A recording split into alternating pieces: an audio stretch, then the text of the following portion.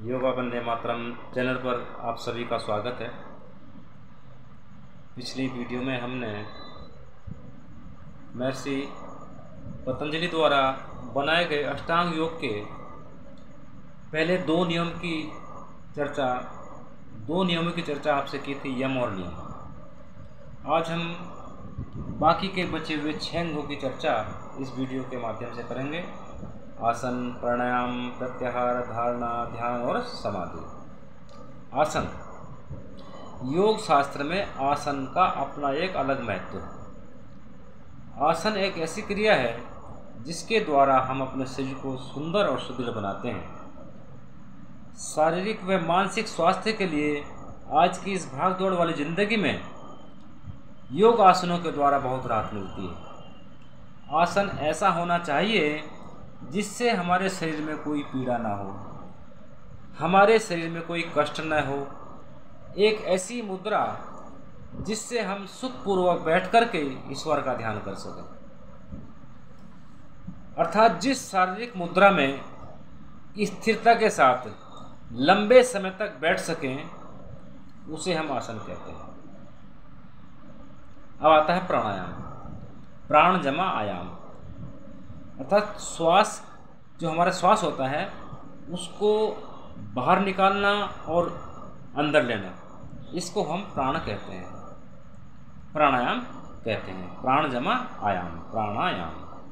अपने शरीर की गति को छोड़ना एवं ग्रहण करना प्राणायाम कहलाता है। हमारे शरीर के सभी तंत्रों को प्राणायाम के द्वारा व्यवस्थित किया जाता है। प्राणायाम के द्वारा हमारी बुद्धि विकसित होती है। प्राणायाम हमारे शारीरिक, बौद्धिक एवं आध्यात्मिक उन्नति में अत्यंत सहायक होता है। अब आता है प्रत्याहार।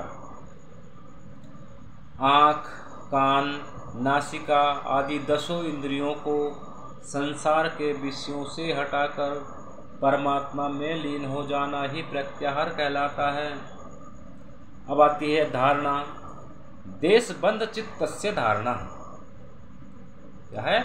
देशबंध चित्तस्य धारणा, अर्थात शरीर के बाहर या भीतर कहीं भी एक देश में चित्त का ठहरना या ठहराने को धारणा कहते हैं।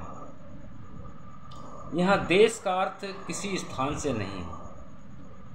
बाहर का अर्थ जैसे किसी मूर्ति पूजा में अपने चित्त को लगा देना, या फिर गुरु के चरणों में अपने चित्त को एकाग्र कर देना। सूर्य पर, चंद्रमा पर जो हम बाहर से देख रहे हैं उस पर अपना चित्त एकाग्र कर देना, हम उसको बाहर का, शरीर के बाहर का देश कह सकते हैं। उसके बाद भीतर का देश यानी नाभि पर अपने चित्त को एकाग्र कर देना, या फिर 6 चक्रों में अपने चित्त को एकाग्र कर देना। महर्षि पतंजलि ने कहा कि आप चाहे बाहर के देश में या शरीर के अंदर के देश में अपने मन को एकाग्र करें, यही धारणा कहलाती है। कहने का तात्पर्य यह है कि किसी एक स्थान, वस्तु पर अपना चित्त एकाग्र कर देना धारणा कहलाती है। अब आता है ध्यान। तत्र प्रत्येकतानता ध्यानम। तत्र प्रत्येकतानता ध्यानम। धारणा के द्वारा जब हमारा चित्त एक जगह एकाग्र हो जाता है तब ध्यान का मार्ग आसान हो जाता है। ऐसी अवस्था में हमारा मन, चित्त, इंद्रियां सभी शांत हो जाती हैं। किसी तरह का विचार, हर्ष, कर्म, वासना आदि का लोप हो जाना ध्यान की अवस्था कहलाती है। अब 8वां नंबर आता है समाधि। तदैवार्थ मात्र निर्वांश स्वरूप शून्य में समाधि। तदैवार्थ मात्र निर्वांश स्वरूप शून्य में समाधि। ध्यान की अवस्था में संपूर्ण वृत्तियां शांत हो जाती हैं। ध्यान की अवस्था में संपूर्ण वृत्तियां शांत हो जाती हैं। केवल स्वयं की जागृति का भास बना रहता है।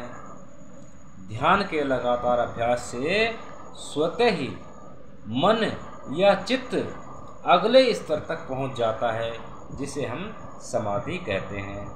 अर्थात ऐसी स्थिति को हम शून्य अवस्था भी कह सकते हैं।